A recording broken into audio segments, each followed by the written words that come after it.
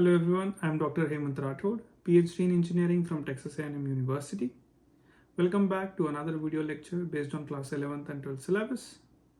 My goal here is to help you truly understand the scientific concepts, not memorize them or get scared by them. I hope this class helps you. Let's start learning.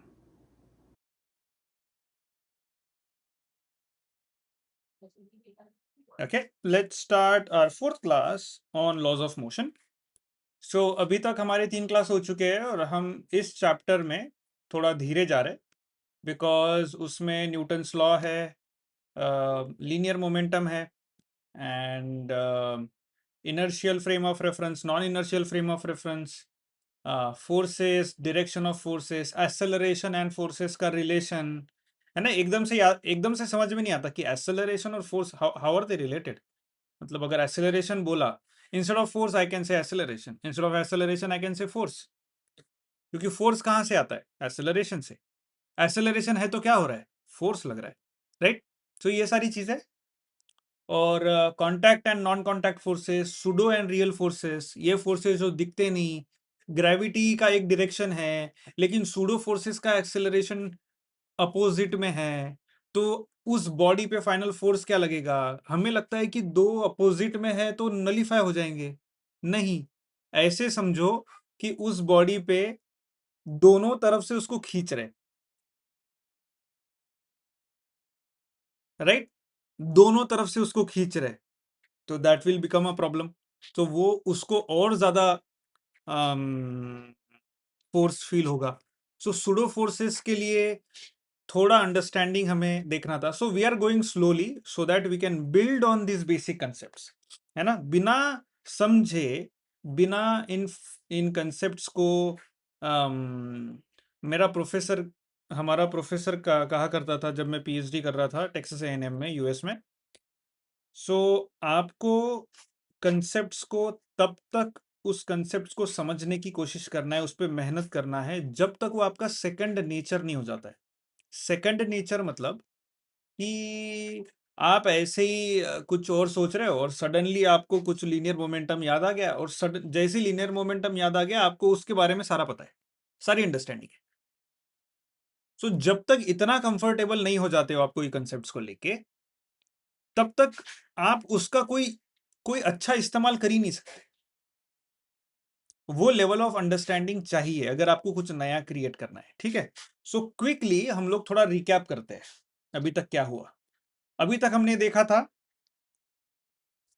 और ये chapter हम लोग slowly जाएंगे, हमारे पास बहुत chances मिलेंगे fast जाने के, लेकिन गोल हमारा फास्ट फास्ट जाने का नहीं है। गोल हमारा है फिजिक्स को समझना, और एक बार फिजिक्स को समझ गए तो स्पीड लाइफ की अपने आप ही बढ़ जाएगी, आगे बढ़ने की, बड़े डिग्रियाज लेने की, बड़े बड़े रिसर्च करने की, उसकी स्पीड सब बढ़ जाएगी अगर बेसिक क्लियर है तो। ओके, सो बेसिक में स्पीड नहीं बढ़ाते अननेसेसरी, बेसिक्स को समझते हैं, that is the most important thing. Okay, so हमने देखा था कि मैकेनिक्स मैकेनिक्स की जो स्टडी है, mechanics is a part of physics, ठीक है। A small branch of physics, physics की एक छोटी ब्रांच है मैकेनिक्स, जो मोशन के साथ डील करती है, ठीक है। और ये मोशन ओवरऑल हो सकती है static and kinetics, right. Static में भले ही बॉडी रेस्ट में है, लेकिन अगर उसके अंदर के अगर पार्टिकल्स मूव हो रहे हैं तो वो भी एक मैकेनिक्स है, राइट। काइनेटिक्स में दो तरीके हैं, दो फर्दर दो पार्ट्स है, काइनेमेटिक्स एंड डायनेमिक्स।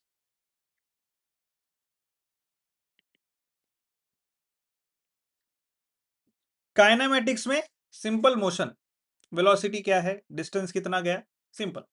डायनेमिक्स में फोर्सेस, फोर्सेस कितने थे, मोमेंटम क्या था, एक्सेलरेशन था। सो काइनेटिक्स मतलब सिंपल वर्जन ऑफ मोशन, उसमें से सिंपल इंफॉर्मेशन मिलेगी। Dynamics everything, everything related to motion, समझ गया। फिर हमें पता चला, sorry say that again.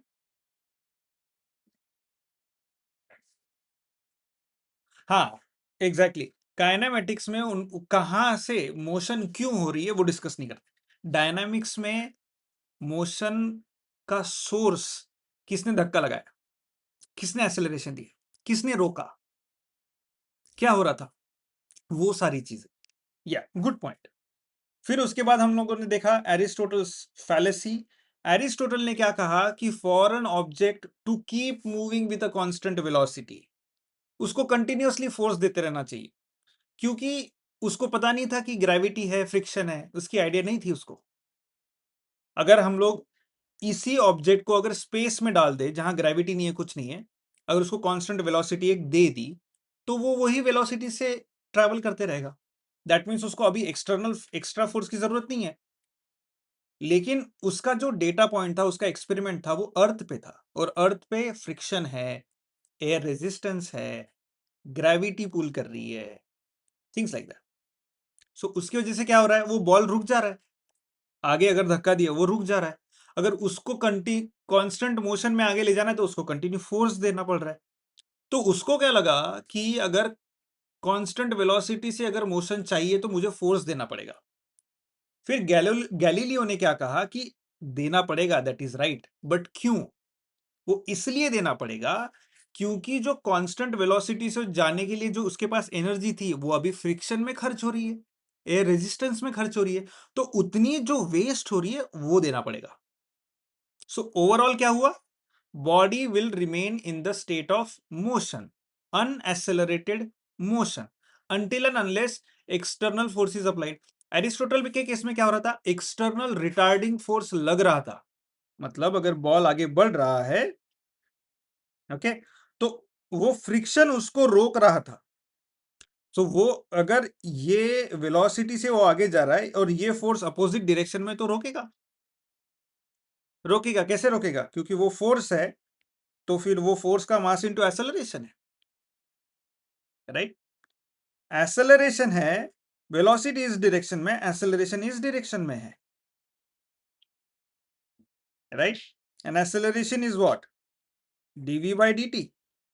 So acceleration is nothing but velocity को चेंज करने वाला फंडामेंटल क्वांटिटी। सो वेलोसिटी को चेंज करेगा तो रुक रहा है, बराबर। फोर्स, फ्रिक्शनल फोर्स की वजह से डिसेलरेशन करने वाला एक्सेलरेशन, और एक्सेलरेशन क्या है, वेलोसिटी चेंज करने वाला पैरामीटर, तो वेलोसिटी चेंज होगी। अगर फोर्स और एक्सेलरेशन इस डायरेक्शन में है तो वेलोसिटी कम होगी।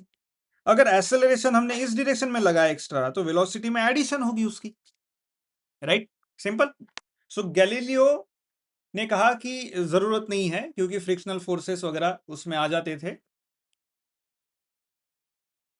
तो basic main laws of motion की अंडरस्टैंडिंग गैलीलियो से स्टार्ट हुई, ओके। उसके बाद इन कंसेप्ट्स को लेके न्यूटन ने उसका मैथमेटिकल मॉडल बनाया। न्यूटन ने क्या कहा कि कोई भी बॉडी अगर रेस्ट में है या फिर कोई बॉडी अगर मूव कर रही है, ठीक है, और इस पे कोई फोर्सेस नहीं है, so they will keep in the same state unless and until आप एक्सटर्नल फोर्स दोगे। अगर मुझे इसको मूव करना है तो एक्सटर्नल फोर्स देना पड़ेगा, अगर इसकी वेलोसिटी बढ़ानी है, मतलब उसका मोशन चेंज करना है, या वेलोसिटी कम करनी है, या रोक देना है कंप्लीटली, तो मुझे एक्सटर्नल फोर्स लगाना पड़ेगा। और वो एक्सटर्नल फोर्स किस पे डिपेंड करता है, उस बॉडी के लीनियर मोमेंटम पे, चेंज ऑफ लीनियर मोमेंटम। और लीनियर मोमेंटम क्या था, मास इनटू वेलोसिटी। और फिर इससे पता चला हमें force d d t of linear momentum, अगर इसमें डालेंगे तो m dv by d t plus v dm by d t, right. So हमें ये पता चला, दैट मीन्स अगर कोई बॉडी कांस्टेंट वेलोसिटी से ट्रैवल कर रही है तो उस पर एक्सटर्नल फोर्स जीरो होगा। लेकिन अगर उस पर कोई एक्सेलरेशन फील हो रहा है तो उसका, उस पर कोई फोर्स है, तो उसका रीजन, उसका ओरिजिन क्या है, उसका ओरिजिन हो सकता है आइदर चेंज इन वेलोसिटी, मतलब एक्सेलरेशन आ रहा है, या फिर चेंज इन मास हो रहा है। समझ रहे हो, ये दो चीजें थी, राइट, ओके। एंड फिर हमने टाइप ऑफ फोर्सेस देखे, gravitational, which is of this type, force between two bodies is g, एक बॉडी का मास दूसरे बॉडी का mass and distance between those two bodies. So other forces were electromagnetic forces, strong nuclear forces and weak nuclear forces, right? फिर हमने numerical देखा था, contact forces and non contact forces. Contact forces में electromagnetic nature के होते हैं, atom और atom के बीच में जो फोर्सेस है कॉन्टैक्ट फोर्सेस है. फ्रिक्शनल फोर्सेस है, वो भी एटम एटम के बीच में है, एक बॉडी दूसरे बॉडी के, एक बॉडी के एटम्स दूसरे बॉडी के एटम्स के साथ क्लोज आने के बाद वो अट्रैक्शन फील करते हैं, और फिर वो जब बॉडी आगे जाती है तो वो attractive forces repulsive forces create कर, इक्वल एंड अपोजिट फोर्स. अगर अट्रैक्शन है और वो दूर जा रहा है तो क्या करेगा, रिपल्सिव फोर्स क्रिएट करेगा, राइट? अगर स्ट्रिंग लिया, स्ट्रिंग को मैंने खींचा, तो वो स्ट्रिंग आपके हाथ को अंदर खींचने की कोशिश करेगी, राइट? इसलिए तो आपको जोर लगा के पकड़ना पड़ेगा. सो रिपल्सिव फोर्सेस, जैसे ही आपने खींचा वैसे ही रिपल्सिव फोर्सेस क्रिएट होने लगे. तो वैसे वही रिपल्सिव फोर्सेस फ्रिक्शन फोर्सेस है, जब एक बॉडी दूसरे बॉडी के ऊपर स्लाइड हो रही है, that is a friction force. Then real and pseudo forces, जैसे हमने देखा, अगर हम लोग गाड़ी में बैठे हैं और सडनली गाड़ी चालू हो जाती है तो गाड़ी को एक्सेलरेशन मिला, लेकिन आप अंदर बैठे हो, आपको सेपरेट एक्सेलरेशन तो मिला नहीं था, तो आपका जो रेफरेंस है उसी को एक्सेलरेशन मिल गया, राइट? सो वो एक इमेजिनरी, एक pseudo pseudo acceleration, pseudo force आप पे आया बिकॉज ऑफ आपके रेफरेंस का ही एक्सेलरेशन. या फिर लिफ्ट में हो, लिफ्ट ऊपर जा रही है नीचे जा रही है, राइट? सो वो देखा हमने. Okay, now we will talk about next topic. 4.5.4 is conservative and non-conservative forces.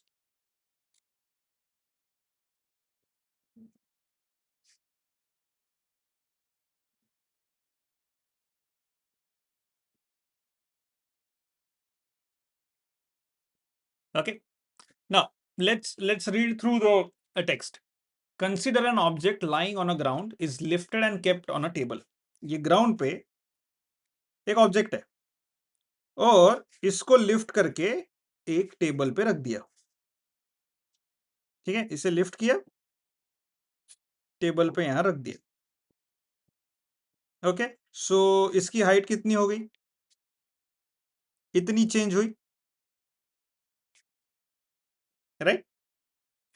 Okay, so हमने इसमें पहले क्या किया है, एयर रेजिस्टेंस को निग्लेक्ट करेंगे. एयर रेजिस्टेंस इज निग्लेक्टेड क्योंकि एयर रेजिस्टेंस के वजह से एक्सटर्नल फोर्स लग रहा है ना, तो वो हमारे कैलकुलेशन में जाएगा, भले ही वो छोटा है लेकिन जाएगा. तो बिकॉज वो बहुत छोटा है, कैलकुलेशन को अननेसेसरी कॉम्प्लिकेटेड करने से अच्छा, because it is too small, रहे ना रहे फर्क नहीं पड़ता, इसलिए हम उसे साइड में रखते हैं. ठीक है, neglecting air resistance, the amount of work done is the work done against the gravitational force and it is independent of the actual path chosen. अभी इसका मीनिंग क्या है, मैंने इसको ये पॉइंट पोजीशन 1 से ये पॉइंट पोजीशन 2 तक रखा, तो मेरा जो एक्चुअल वर्क डन है वो क्या है, पोजीशन 1 से लेके पोजीशन 2 तक जाने में जितना वर्क किया उतना. What is that?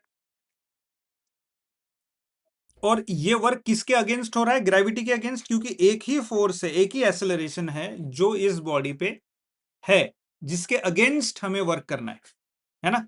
अगर ग्रेविटी नहीं होती तो वर्क होता क्या, वो तो फ्रीली फ्लोटिंग बॉडी होती फिर, राइट? थोड़ा सा धक्का दे दिया तो वो टेबल पे चले जाती, but because there is gravity, अभी उसमें mass into acceleration because of gravity आ गया, तो उस पर ऑलरेडी एक फोर्स एक्ट कर रहा है नीचे, अब उसके अगेंस्ट हमें उसको उठा के ऊपर रखना है. तो दैट मीन्स हम एक्स्ट्रा फोर्स लगा रहे हैं, हम एक्स्ट्रा एनर्जी दे रहे हैं, दैट मीन्स हम वर्क डन कर रहे हैं. ओके, अभी इनका कहना क्या है, अब ये work done is nothing but आपने जो फोर्स लगाया इसको ऊपर उठाने के लिए, और आप कितना डिस्टेंस गए, एफ इंटू एच, बराबर. नाउ अभी मेरा जो वर्क डन है against gravitational force is independent of the actual path taken. अगर मैं बॉल को लिया यहां से, इंस्टेड ऑफ सीधा मैंने उसको ऐसे घुमाया, ऐसे हवा में घुमाया और फिर लाके रखा, फाइनल वर्क डन क्या है? उतना ही है। सीधा रखो या कहीं से लाके रखो, क्योंकि बॉडी में जो चेंजेस हुए वो सेम ही है। एक लोकेशन से दूसरे लोकेशन पे ही गई है।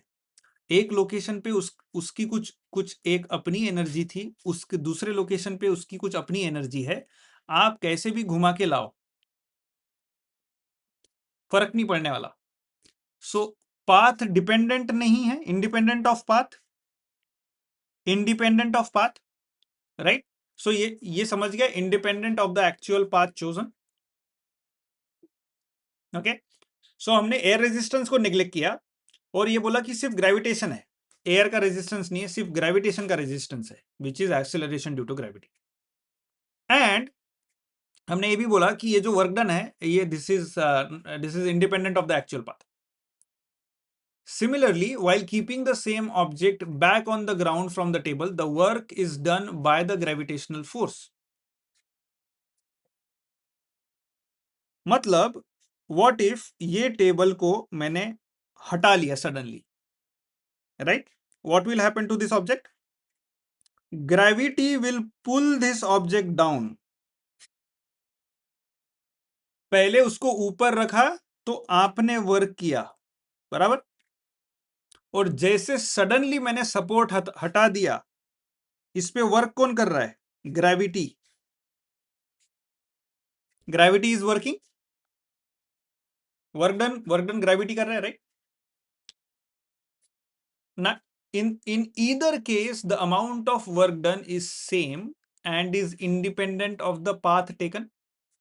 For example, अगर मैंने ये हटा दिया और मैंने इनके बीच में ऑब्स्टैकल्स डाले ऐसे, यहां पे फिर यहां पे फिर यहां पे, तो बॉल ऐसे गया, फिर ऐसे गया, फिर ऐसे गया, फिर यहां आया। Again work done is same, is independent of the path. ऊपर से वो हाइट से यह हाइट तक आए, right. So work done by the force in moving an object through a distant dx can be mathematically represented as, मतलब ये ball है, इसको मैं वर्टिकल ले जाऊं या हॉरिजॉन्टल, मैं हॉरिजॉन्टल लेता हूं। बॉल को यहां से यहां तक लेके गया मैंने अप्लाई किया था फोर्स F और वो चला डिस्टेंस कितना, स्मॉल dx, छोटा डिस्टेंस चला, राइट। तो मेरा जो छोटा वर्क डन मैंने किया उसमें dw is force dot dx, force dot dx, okay. और इसे कहते हैं कि हमने उसकी एनर्जी चेंज की, उसे कहते हैं माइनस du, ऐसे भी लिखते हैं, which means du is minus f into dx। पहले तो ये समझा आपको वर्क डन, ओके। अब ये वर्क डन जो है वो क्या कर रहा है, उस बॉडी की एनर्जी चेंज कर रहा है, ओके। और वो बॉडी को एनर्जी चेंज करने के लिए हम फोर्स वर्क एंड डिस्प्लेसमेंट का कैसे इस्तेमाल कर सकते हैं वो ये बता रहा है, राइट। सो अभी इस इक्वेशन को और दूसरे तरीके से समझने की कोशिश करते हैं। ये बॉडी है, ठीक है। अभी इसकी कोई एनर्जी है, इसको मैं पोटेंशियल एनर्जी कह सकता हूं। ये ग्राउंड है यहां पे, ठीक है, और ये टेबल पे मैंने रखा था ये बॉल को, ओके। और फिर अभी ये है हाइट h, तो इस बॉल की पोटेंशियल एनर्जी कितनी होगी, mgh। अगर मैं h1 ले लेता हूं, mgh1 इतनी एनर्जी है, ओके। नाउ अगर मैं इसको यहां से हटा के फोर्स लगा के यहां रख देता हूं, अब इसकी जो हाइट है वो ग्राउंड से है H2, तो मेरी पोटेंशियल एनर्जी होगी mgh2। ओके, सो मैंने फोर्स लगाया to change my energy, right. मैंने फोर्स लगाया अपने एनर्जी को चेंज करने के लिए, उसकी एनर्जी को चेंज करने के लिए। और फोर्स मैंने लगाने के बाद उस फोर्स को लगाने के बाद उस बॉडी को मैं कितना दूर डिस्प्लेस किया, राइट। अभी ये जो डिफरेंस है इसे मैं dx कह सकता हूं। यहां एक x से दूसरे x, dx इतना चेंज किया उसका, right. So force into dx will be your change in energy. Okay okay, now what they are saying is, if work done by or against a force is independent of the actual path, the force is said to be conservative force. अगर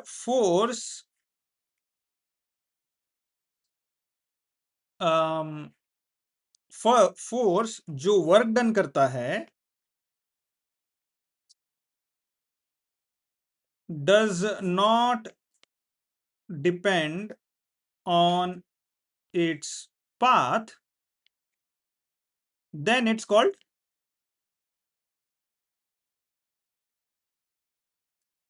conservative force, right. क्योंकि अगर path पे अगर मेरा work done अगर depend करने लग गया तो दैट मीन्स हम जो फोर्स लगा रहे हैं वो कंजर्वेटिव नहीं है और वो पाथ पे डिपेंड कर सकता है। दैट मीन्स उसके अभी अनगिनत पॉसिबिलिटीज है। थोड़ा पाथ चेंज हो गया, वर्क डन चेंज हो गया, right right. Okay, during the work done bye a conservative force mechanical energy is conserved. अभी इसका मीनिंग क्या है?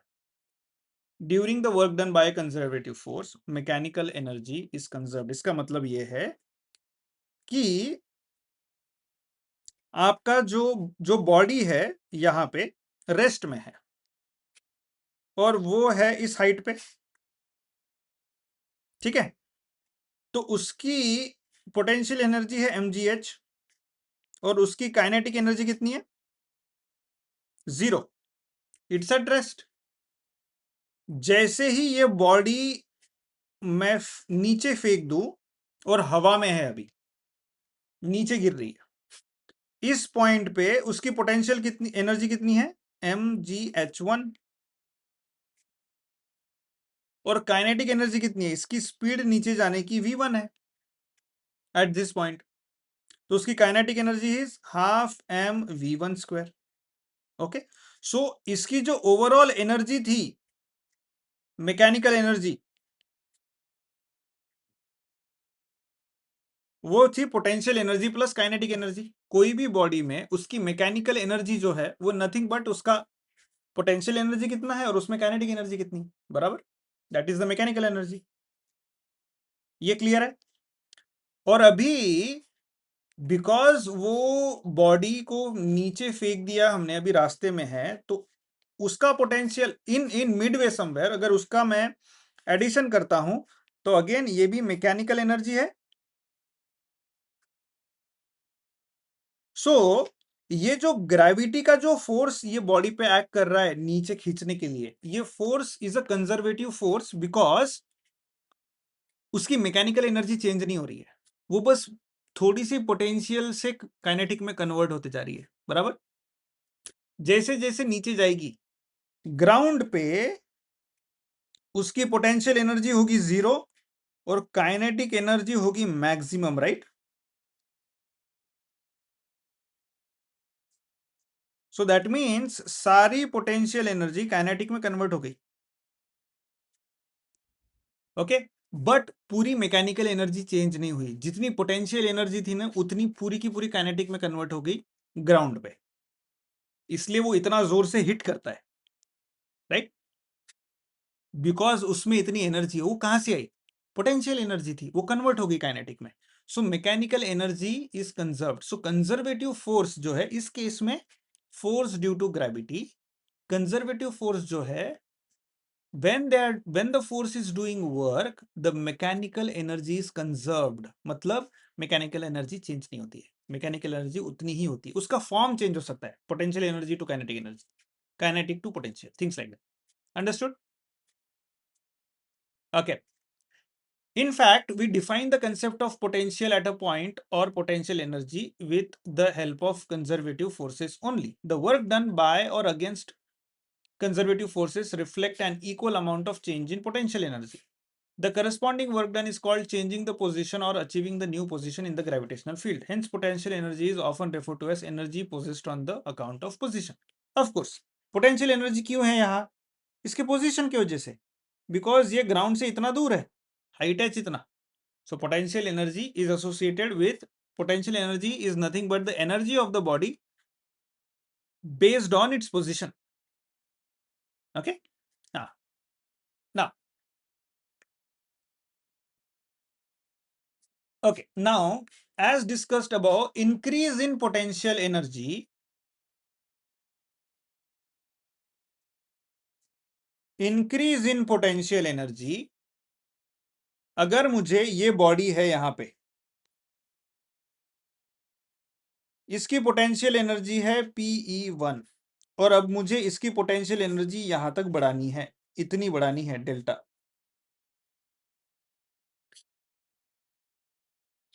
ओके, ये जो है इसकी है पोटेंशियल एनर्जी 2, और जो du है that is your potential energy 2 minus potential energy 1। Okay, ये समझ गया एनर्जी डिफरेंस? ओके, सो ये du एक्स्ट्रा एनर्जी देने के लिए हमें क्या करना पड़ेगा? We will have to apply force in the direction opposite to gravity. Yes और नो? ये माइनस साइन कहां से आ रहा है? We are working against something,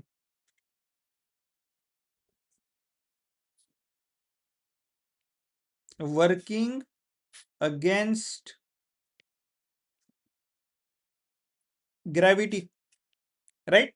And we are displacing the body by ये वेक्टर dx, उतना डिस्टेंस, उसको मैं वेक्टर बोल सकता हूं, राइट? ये इतना जो हाइट है इसका, मैं इसको dx कह सकता हूं, right? Okay, that means change in energy can happen by a force in opposite direction of the gravity into displacement। अब समझ गया ये कैसे हम work done is force into displacement से चेंज इन एनर्जी पे आए, पोटेंशियल एनर्जी, राइट? अभी फॉर एग्जांपल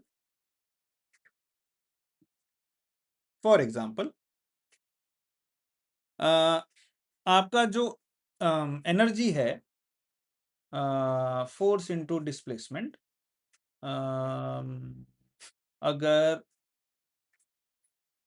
मैंने कांस्टेंट ये फोर्स है और ये डिस्प्लेसमेंट है dx, मैंने फोर्स लगाया इतना और वो कांस्टेंट था, मतलब यहां से लेके यहां तक, ये मुझे x करना पड़ेगा, x फोर्स, यहां बॉडी पे मैंने फोर्स लगाया और उसको मूव किया मैंने कांस्टेंट फोर्स से दूसरे लोकेशन तक, x1 से लेके x2 तक, और इन दोनों का डिफरेंस है dx। इतना क्लियर? ये ग्राफ समझ गया? ओके। तो अभी अगर मुझे चेंज इन एनर्जी निकालना है इसकी, तो मुझे क्या करना पड़ेगा? ये जो रेक्टेंगल बन रहा है उसका एरिया निकालना पड़ेगा, फोर्स इंटू dx, राइट? उतना एरिया। व्हाट इफ मेरा जो फोर्स है वो स्ट्रेट नहीं है, वो फोर्स चेंज हो रहा है, अभी ऐसे हो गया, अब क्या करेंगे? Force into x. अब एरिया, अब एनर्जी कैसे निकालेंगे? अब du इज स्मॉल, अगर मुझे पूरी एनर्जी निकालनी है, दैट मीन्स मुझे पूरी पोटेंशियल एनर्जी, डी मतलब स्मॉल चेंज इन, लेकिन रियल लाइफ में हम लोग सिर्फ स्मॉल चेंज के साथ नहीं खेलते, अभी मुझे पूरा चाहिए। फॉर एग्जाम्पल ये जो है ये आगे भी जाएगा ऐसे, तो दिस इज डी यू, और जैसे बॉडी आगे बढ़ती जाएगी मुझे टोटल एनर्जी चेंज मिलेगा, राइट। ये केस में यहां से पोजीशन 1 से लेके position two was final, position 1 से पोजीशन 2। अब मुझे निकालनी है फाइनल पोटेंशियल एनर्जी, तो कैसे निकालूंगा मैं? Negative integration of F into D x. जो हमने इंटीग्रेशन सीखा वो इंटीग्रेशन की कंसेप्ट हम लोग यहां यूज करेंगे, बिकॉज हम इंटीग्रेशन किसके लिए यूज करते हैं? Area under the curve.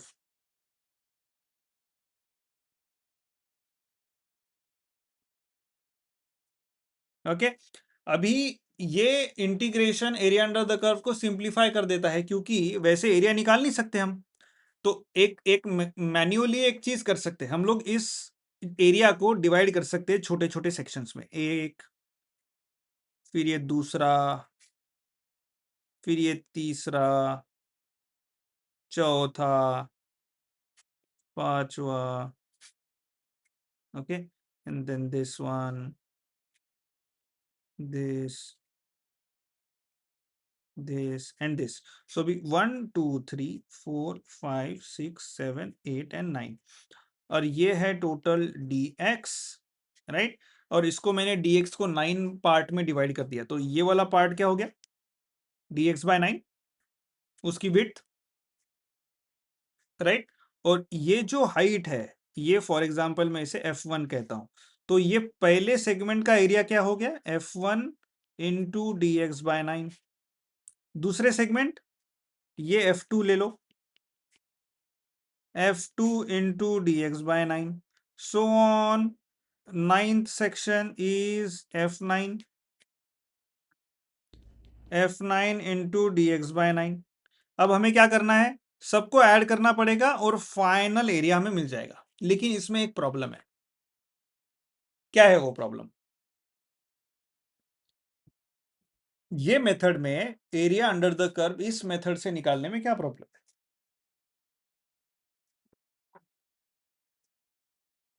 इसमें एरर आएगा, एग्जैक्टली कौन सा एरर आएगा? ये जो ये जो चीज है ना, यहां जो हम लोग मिस कर रहे हैं, इतना पोर्शन मिस कर दिया, फिर इतना पोर्शन मिस किया, फिर ये मिस किया, फिर ये मिस किया, फिर ये किया, फिर ये मिस किया, ये, राइट एंड ये। सो ये जो भी ग्रीन कलर में दिखा रहा है वो तो हमने एरिया लिया ही नहीं हमारे इसमें। सो टू मिनिमाइज द एरर हम यूज करते हैं कैलकुलस का, इंटीग्रेशन का, ठीक है। ओके, सो इंटीग्रेशन समझ गया हमें। Okay, let's go on to any question. No, okay, next section is work done by a variable force।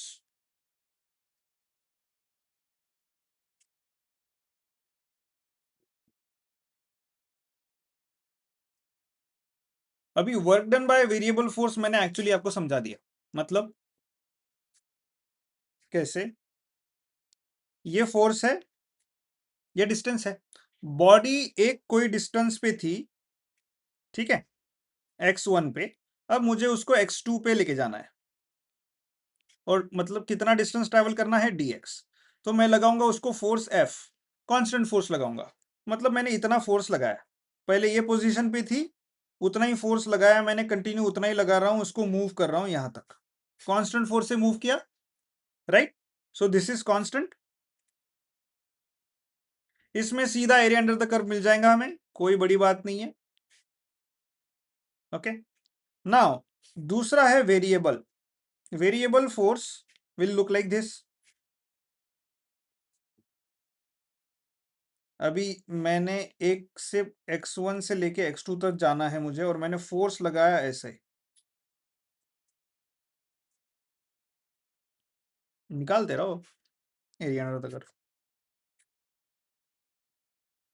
ठीक है।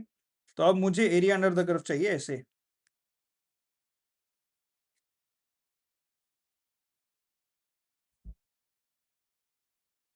राइट। सो ये हो गया variable force. Okay okay, so let's see what this has to say. A popular formula for calculating work done is W is force कितना लगा vector dot product with displacement कितना था, मतलब फोर्स इंटू डीएक्स, और उसका dot product का formula क्या है, force into displacement into cos theta. मतलब बॉडी ऐसी थी, ठीक है, बॉडी को लगाया फोर्स, और बॉडी को फोर्स ऐसे लगाया लेकिन उसका डिस्प्लेसमेंट हुआ इस डायरेक्शन में, राइट। तो अभी फोर्स और डिस्प्लेसमेंट में एंगल है थीटा। ओके, सो अभी वर्क डन इस केस में, केस नंबर वन में वर्क डन क्या होगा, और केस नंबर 2 है, ये बॉल है और ये यहां गया, फोर्स लगाया और ये डिस्प्लेसमेंट है और थीटा है 0 degree. Work done in this case, work done in this case, दोनों में force and displacement are same. दोनों केस में कौन सा वर्क डन ज्यादा होगा?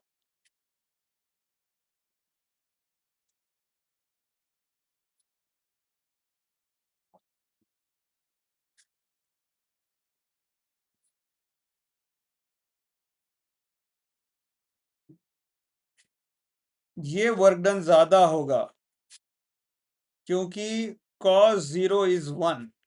यहां पे cos थीटा, कुछ भी थीटा जो 0 से ज्यादा है, वो cos थीटा की वैल्यू लेस देन 1 होगी, तो वो ओवरऑल इसको कम करेगा।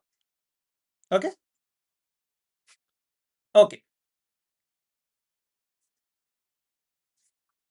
Okay, so now let's move on to next.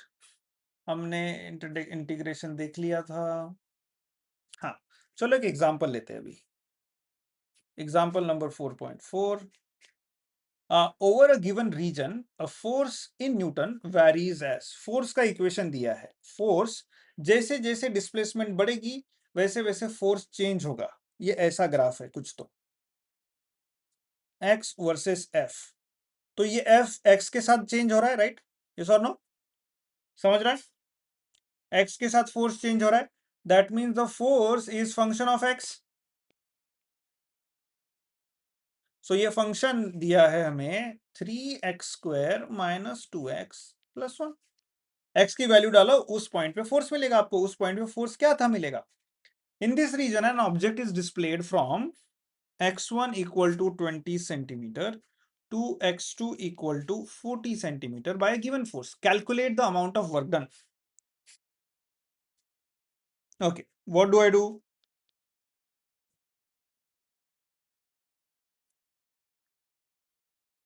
Formula बताएंगे, फॉर्मूला बताएंगे।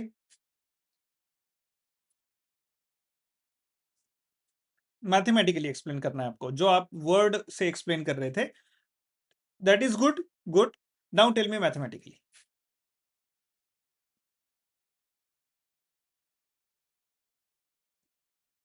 Mathematically, not by words.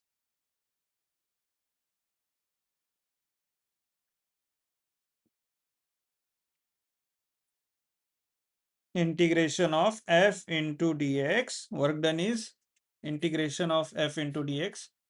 Yeah, no extra explanation, just give me mathematical thing which we need to start with. No explanation, just tell me what should we use. Work done is equal to integration of f into dx and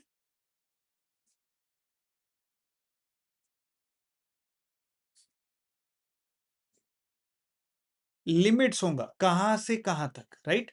so lower limit है यहाँ पे, ये centimetre में दिया है, तो metre में होगा 0.2 मीटर, ये भी मीटर में होगा 0.4 metre.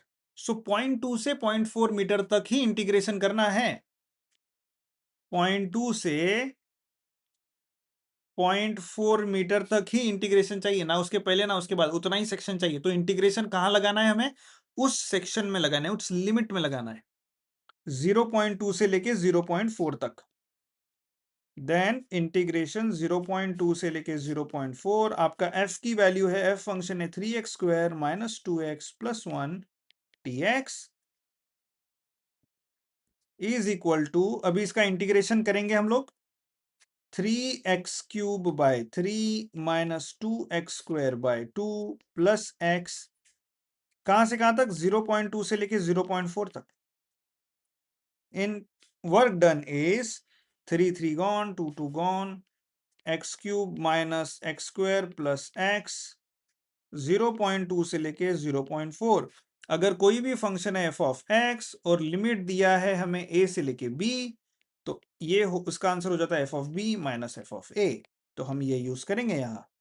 So f of b is 0.4 cube minus 0.4 square plus 0.4 minus ये 0.2 cube minus 0.2 square plus 0.2.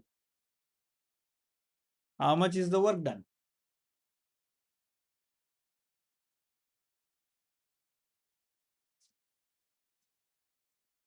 Hmm?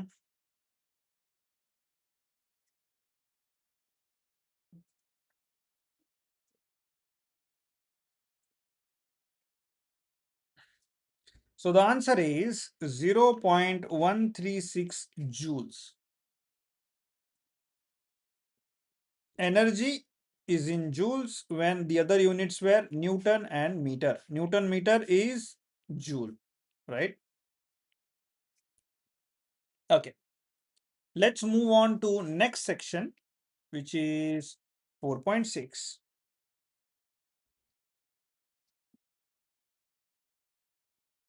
4.6 work energy theorem.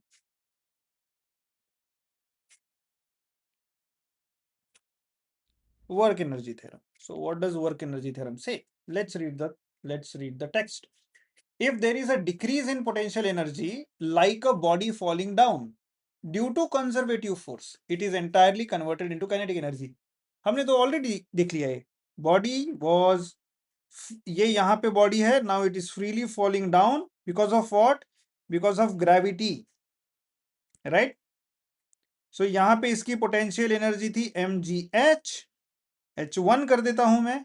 यहाँ पे इसकी पोटेंशियल एनर्जी है mgh2, यहाँ पे उसकी काइनेटिक एनर्जी थी 0 और यहाँ उसकी काइनेटिक एनर्जी है हाफ mv2 स्क्वायर, इस 0.1 and 0.2, right?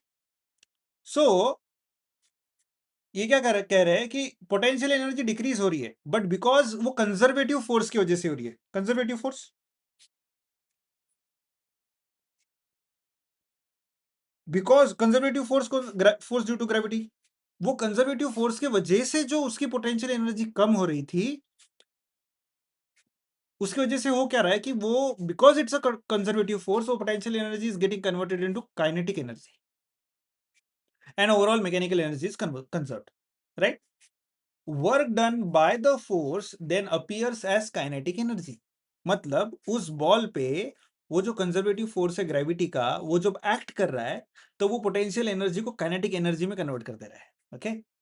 And vice versa, अगर बॉल ऊपर फेंकेंगे, बॉल हाथ में था, सडनली काइनेटिक एनर्जी दिया उसको, वेलोसिटी से फेंका, तो again force due to gravity is acting in downward direction, तो वो kinetic energy is getting used and getting converted into potential energy, क्योंकि इट्स थ्रोइंग बॉल अप।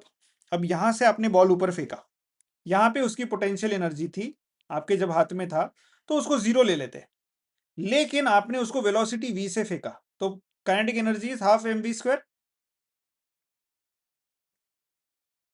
अभी वो यहां से यहां गया, यहां उसकी कुछ पोटेंशियल एनर्जी है और कुछ काइनेटिक एनर्जी है, काइनेटिक एनर्जी कम हो गई बिकॉज ऑफ ग्रेविटी, वेलोसिटी कम हो गई, हाफ mv2 स्क्वायर। और यहां पे बॉल रुक गया एयर में, थोड़ी देर के लिए रुक, एक मिली सेकेंड के लिए स्टॉप्ड, उस लोकेशन पे potential energy is mgh, total h, ground से, and your kinetic energy is how much, रुक गया, इट इज 0। सो आपकी देखो टोटल काइनेटिक एनर्जी जो आपने अप्लाई की थी वो टोटल पोटेंशियल में कन्वर्ट हो गई। और ये कब हो रहा है? Conservative force. Okay okay okay. Now the principle this principle is called work energy theorem for conservative force। मतलब वो फोर्स कुछ तो वर्क कर रहा है, बराबर, ये फोर्स कुछ तो वर्क कर रहा था, मैंने काइनेटिक एनर्जी दी, मतलब क्या दिया, यहां पे फोर्स लगाया ना, और यहां से वो ऊपर तक ले गया, राइट। सो वर्क डन हुआ, work done is force into H. उतना ही वर्क डन क्या कर रहा है, एनर्जी को कन्वर्ट करते रहे, काइनेटिक एनर्जी से पोटेंशियल एनर्जी में,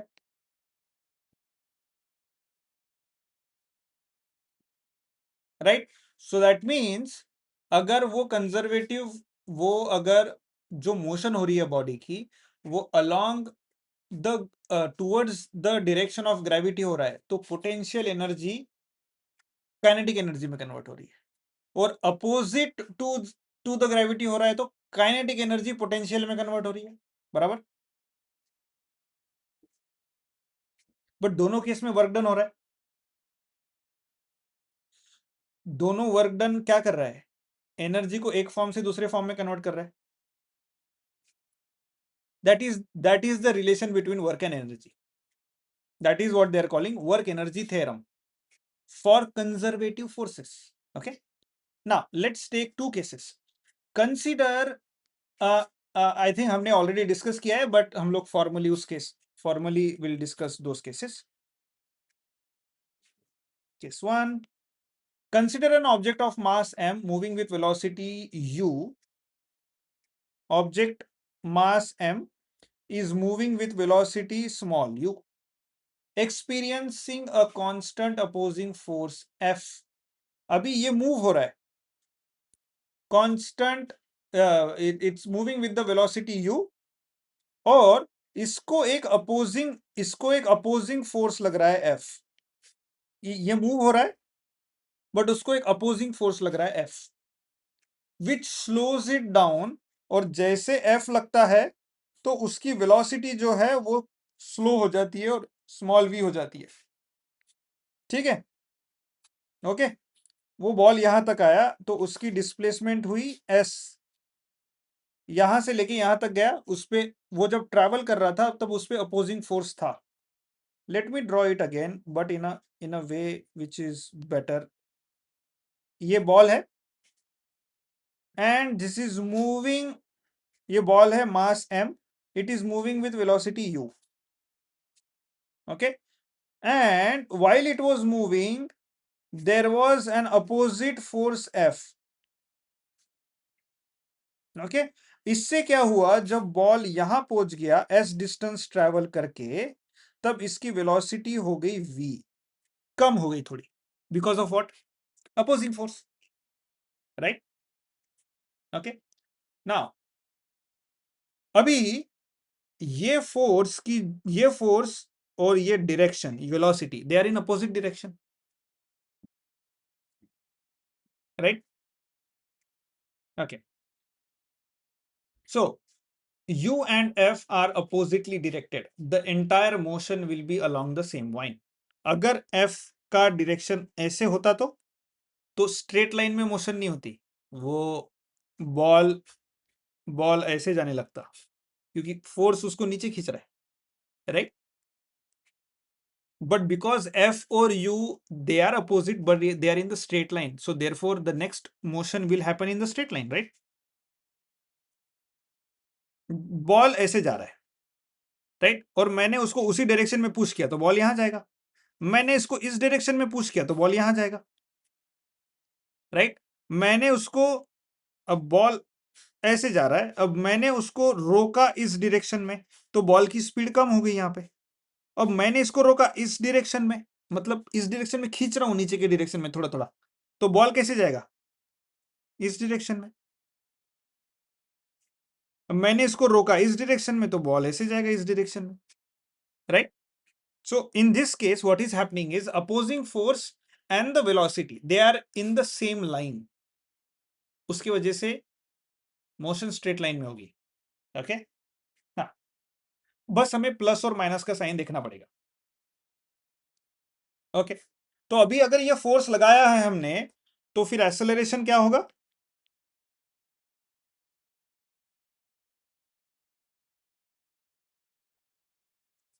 एफ अपॉन एम। जो भी अपोजिंग फोर्स हमने लगाया, हमने फोर्स तो लगा दिया, बट उस फोर्स की वजह से एक्सेलरेशन प्रोड्यूस हुआ ना। एक्सेलरेशन की वजह से फोर्स प्रोड्यूस होता है, फोर्स की वजह से acceleration, right? They are related. So force लगाया है तो फोर्स की वजह से एक्सेलरेशन आया। क्योंकि हम वेलोसिटी की बात कर रहे हैं, तो हमको वेलोसिटी के बड़े भाई छोटे भाई को लाना पड़ेगा ना, फोर्स सीधा नहीं आ सकता। तो फोर्स उसके बड़े भाई से रिलेटेड है, एफ इक्वल टू एम ए।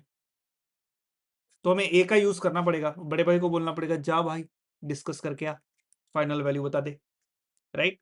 सो अब बड़ा भाई आ गया। अब बड़े भाई और छोटे भाई में रिलेशन क्या है? V square minus you square equal to two v square, नहीं, v square equal to final equal to you square two a s. Okay, but ये v की डायरेक्शन, ये u की डायरेक्शन और ये a की डायरेक्शन क्या सेम है?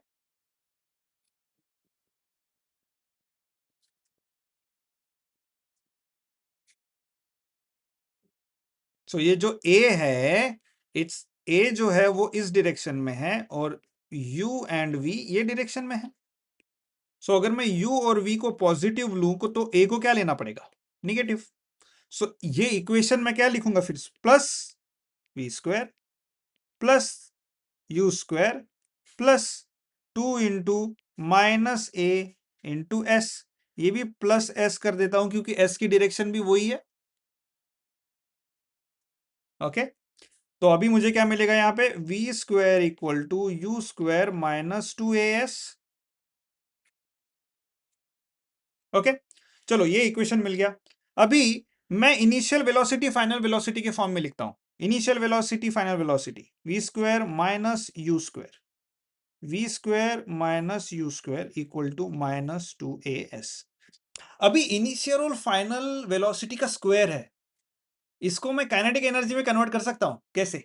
ये इक्वेशन को काइनेटिक एनर्जी में कन्वर्ट करना है मुझे। अगर इसमें काइनेटिक एनर्जी मुझे लानी है, तो मैं इसको काइनेटिक एनर्जी के इक्वेशन में कन्वर्ट करने के लिए क्या करूं?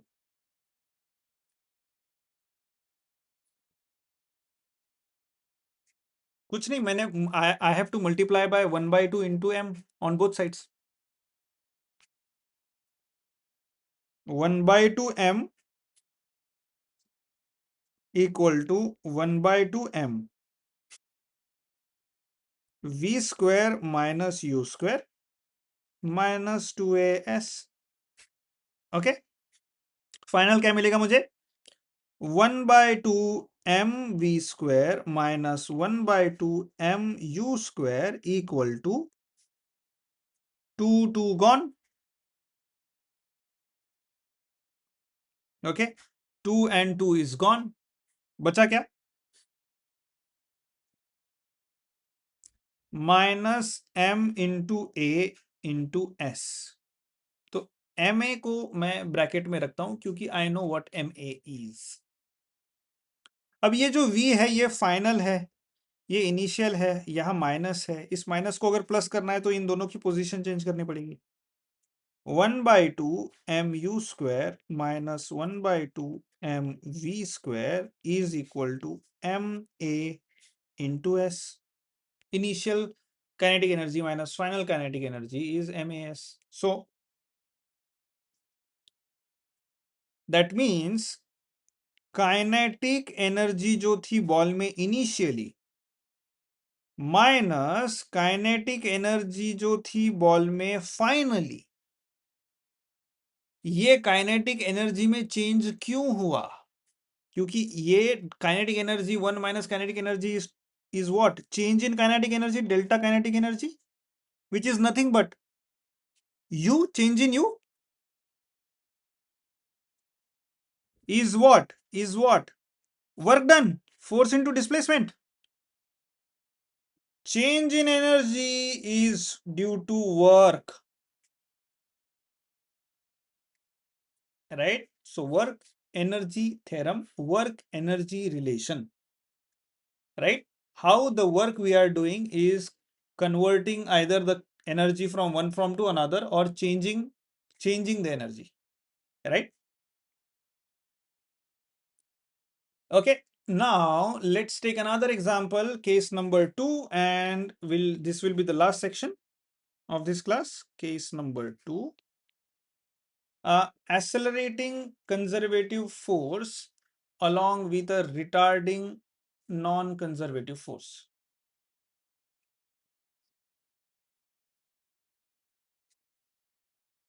Accelerating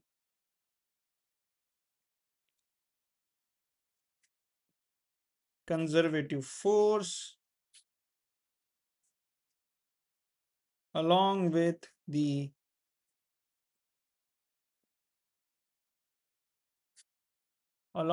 retarding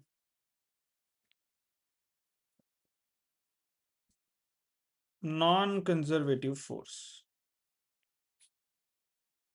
Okay, so object accelerating conservative force along with non-retarding non-conservative force. अब ये एक्सेलरेटिंग कंजर्वेटिव फोर्स के बारे में तो हमें पता था. अब ये रिटार्डिंग नॉन कंजर्वेटिव फोर्स क्या है? What do you guys think? Retarding, जो रोकने की कोशिश कर रहा है बट कंजर्वेटिव नहीं है. What is that? Air resistance का जो फोर्स है, जो रोक रहा है, रिटार्डिंग है बट कंजर्वेटिव नहीं है. ज्यादा पाथ लोगे तो ज्यादा एयर रेजिस्टेंस आएगा. फॉर एग्जाम्पल, आप यहां से गए यहां तक, तो इतनी लाइन में जितनी एयर थी उतने बार एयर ने फोर्स लगाया और उतना रिटार्ड किया.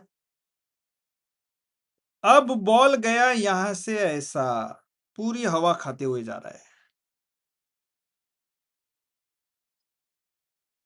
For simplicity let's do this. घूमा, घूम घूम के वहीं पहुंचा. किसमें ज्यादा एयर रेजिस्टेंस फील किया है?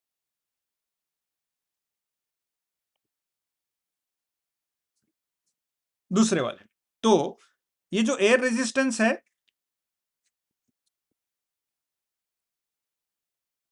वो तो पहले रिटार्डिंग है, ये पता है. रिटार्डिंग मतलब मोशन को रोक रहा है, अपोज कर रहा है. गाड़ी आगे जाती है, बहुत तेजी हवा है तो हमारी गाड़ी स्पीड थोड़ी कम हो जाती है. That air was retarding our motion. But because, हाँ, फ्रिक्शन इस केस में नहीं ले रहे हम लोग, इस केस में. But retarding non conservative force air resistance जैसा है वैसा फ्रिक्शन फोर्स भी है. ओके. व्हाट इफ में हम लोग ड्रोन चला रहे थे, सो उसमें फ्रिक्शन होगा नहीं, मोस्टली एयर रेजिस्टेंस होगा. फ्रिक्शन होगा ब्लेड का और एयर का, जो ब्लेड पे फ्रिक्शन है वहां पे होगा बट वो नेग्लिजिबल है समझ के आगे बढ़ते हैं, एयर रेजिस्टेंस पकड़ लेते हैं. बट जैसे एयर रेजिस्टेंस का एनालिसिस कर रहे हैं हम लोग, वैसे ही फ्रिक्शन फोर्स का एनालिसिस होगा. सेम, गुड पॉइंट, वो ऐसे ही होगा. सो एयर रेजिस्टेंस इज रिटार्डिंग, ये तो पता चल गया. नॉन कंजर्वेटिव, ये कैसे पता चला? पाथ पे डिपेंड है. Air resistance is dependent on path, therefore non conservative.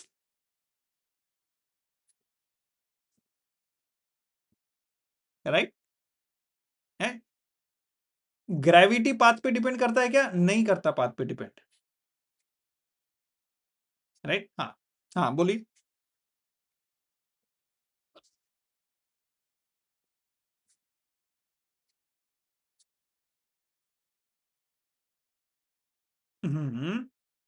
Yes.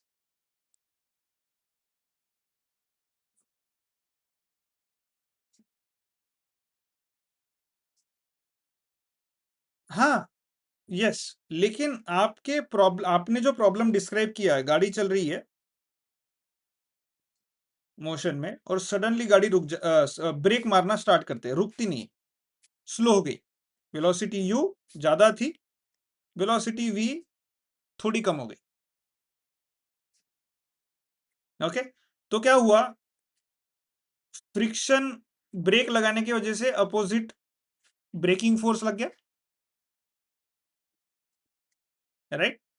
अभी वो ब्रेकिंग फोर्स अगर गाड़ी स्ट्रेट लाइन में जा रही है या फिर गाड़ी ऐसे ऐसे जा रही है, तो वो ब्रेकिंग फोर्स पाथ पे डिपेंड करेगा, राइट। जितना ज्यादा रास्ता कवर करेगी उतना ज्यादा ब्रेकिंग फोर्स लगा पाएगी, राइट। भले ही वो यहां से यहां तक पहुंची, यहां से यहां तक सेम है location, but braking force depends on path, therefore it's a non-conservative force, retarding non-conservative force, right? Okay, now let's see, there is this ball falling, इसकी पहले पोटेंशियल एनर्जी थी PE1 एंड इसकी काइनेटिक एनर्जी थी 0 which is KE1। अब ये ground है यहां और ये यहां आ गए, तो अब इसकी पोटेंशियल एनर्जी होगी PE2 और इसकी काइनेटिक एनर्जी होगी KE2। बट हुआ क्या, अभी तक हम लोग क्या करते थे, ये पोटेंशियल एनर्जी थोड़ी बच गई और बची हुई कन्वर्ट होगी काइनेटिक में, राइट। अगर इसके पास 10 है तो इसको मिला 8 और इसको मिला 2, बराबर, राइट। वो कब हो रहा था, जब एयर रेजिस्टेंस को पकड़ा नहीं था। लेकिन अब क्या हो रहा है, अब क्या हो रहा है, एयर रेजिस्टेंस की वजह से अभी ये है, ये 8 नहीं, ये समझो 7 है, काइनेटिक एनर्जी को मिला समझ लो इसे हम लोग कर देते हैं 5, काइनेटिक एनर्जी को मिला 4, और थोड़ा सा बच के मिला एयर रेजिस्टेंस को, थोड़ी एनर्जी एयर रेजिस्टेंस को टैकल करने में जाएगी, 1 इतनी एनर्जी। सो एयर रेजिस्टेंस मतलब work done by air resistance, air resistance भी तो फोर्स लगा रही है ना, राइट। देखो कितना फोर्स लगा रही है, बॉल यहां से यहां गया, कितना डिस्टेंस ट्रेवल किया s, और एयर ने फोर्स लगाया था F, स्मॉल f ले लेते हैं, छोटा फोर्स। सो एयर रेजिस्टेंस का जो वर्क डन था बॉल के against was F into S, ये वर्क डन है, भले ही F बहुत छोटा है बट है। अभी तक हम लोग उसको नेग्लिजिबल समझ रहे थे, क्योंकि हमें कुछ कंसेप्ट समझ नहीं थी जो बिना एयर रेजिस्टेंस की ज्यादा क्लियरली समझ सकते हैं, राइट। तो समझ गया, इसको ग्रेविटी नीचे खींच रहा है, विच इज कंजर्वेटिव फोर्स। तो ग्रेविटी उसको अपने तरफ खींच रहा है, ओके, बट उसके साथ साथ रिटार्डिंग नॉन कंजर्वेटिव फोर्स है, तो एनर्जी लॉस होगी, दिस इज एनर्जी लॉस। अभी मैकेनिकल एनर्जी कंजर्व हुई क्या, हुई क्या, कम हो गई, क्योंकि वो एनर्जी लॉस हुई थोड़ी। So whenever there is a non conservative force, energy energy conservation नहीं होगा, एनर्जी विल लूज, और आइदर एनर्जी एक्स्ट्रा गेन हो जाएगी। व्हाट इफ हवा इस डायरेक्शन में आ रही थी, तो वो एक्स्ट्रा एनर्जी मिल गई उसको हवा की वजह से। पोटेंशियल अभी अभी अभी तक क्या था, एयर रेजिस्टेंस अपोज कर रहा था। What if air resistance oppose नहीं कर रहा है, बॉल गिर रहा है नीचे ग्रेविटी की वजह से, और एयर रेजिस्टेंस ऊपर से, एयर भी उसको धक्का दे रहा है, क्योंकि एयर का वेलोसिटी का डायरेक्शन भी उसी डायरेक्शन में, तो that air is now pushing the ball towards ground. तो इसकी अगर पोटेंशियल एनर्जी थी पहले 10, यहां आने के बाद इसकी पोटेंशियल एनर्जी हुई 5, और वो थोड़ी कन्वर्ट हो गई काइनेटिक एनर्जी में 5, बट उसके पास एक्स्ट्रा काइनेटिक एनर्जी मिली, because of what, air air जितना फोर्स लग, हाँ, एयर का जो फोर्स लगा रहा था, that force is now getting converted into the kinetic energy, तो वो ट्रांसफर हो रहा है ना, एनर्जी, एयर की एनर्जी ट्रांसफर हो रही है बॉल पे। राइट? तो ऐड हो गया, यहाँ पे पहले 10 था, अब 11 हो गया, सो एनर्जी फिर भी कंजर्व नहीं हुई। No matter what is the direction of air, energy conserve नहीं होगा। Getting my point? Okay, so जब भी कोई बॉडी फॉल करती है, whenever there is a body falling, decrease in the gravitational potential energy is equal to increase in kinetic energy, जो kinetic energy जो potential से ही मिली है, दूसरी नहीं, प्लस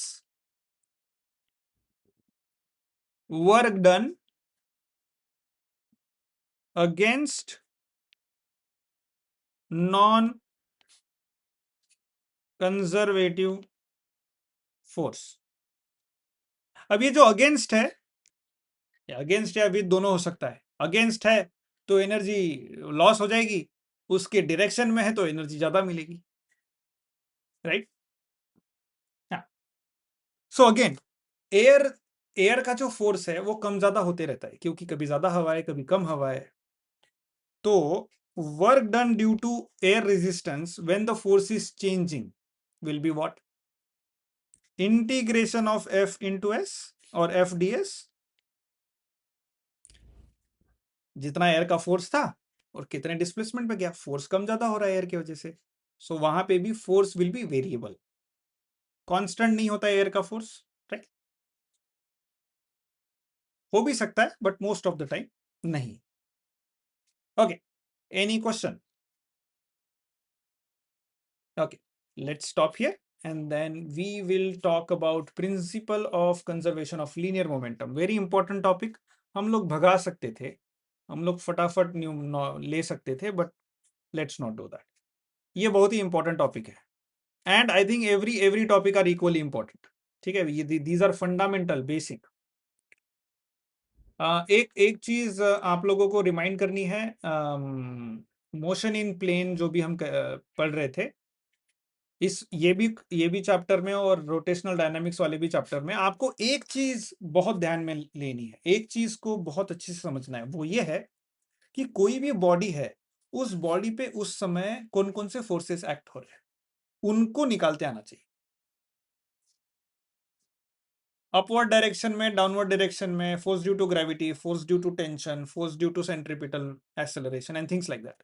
तो उस बॉडी पे वाई डायरेक्शन में कौन से कंपोनेंट्स है, एक्स डायरेक्शन में कौन से कंपोनेंट है,